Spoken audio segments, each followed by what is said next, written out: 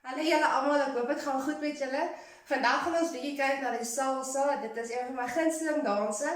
Dis ook 'n party dans, alhoewel mense al vir my gesê het jy moet dans asof jy 'n pak slap chips is.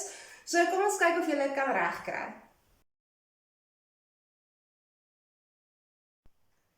Okay, so die salsa kan ons baas soos 'n jive en omdat dit met 'n S begin ons eers met die linkerkantste voet.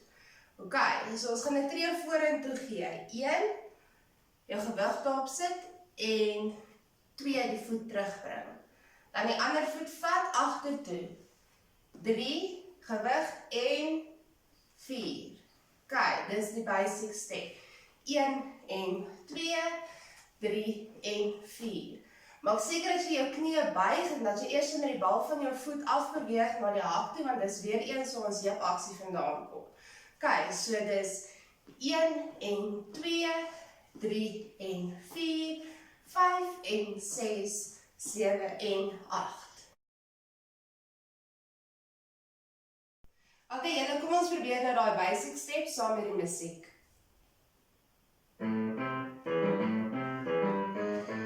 Mira, pobrecita ella.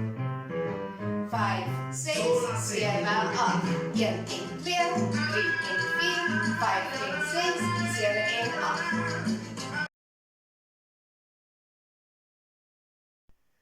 Okay, na die basic step is ons voete mos nou by mekaar.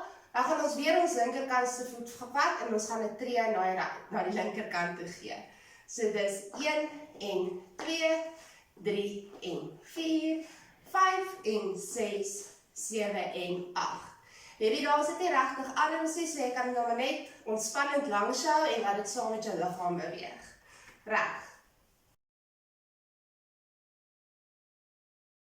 Okay, kom ons probeer nou die basic en die kanto steps saam met musiek. Mira, pobrecita ella. Sola se quedó.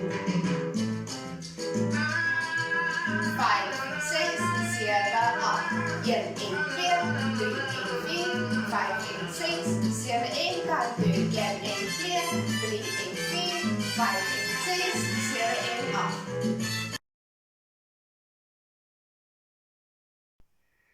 Okay, julle, nou ken julle darm die salsa ook, so die enigste lekker dans wat julle nou nog nie ken nie, is die paso doble. Ons sal 'n bietjie kyk of ons hom gedoen kan kry môre, anders gaan ons van die ander style kyk. Dankie julle, bly veilig.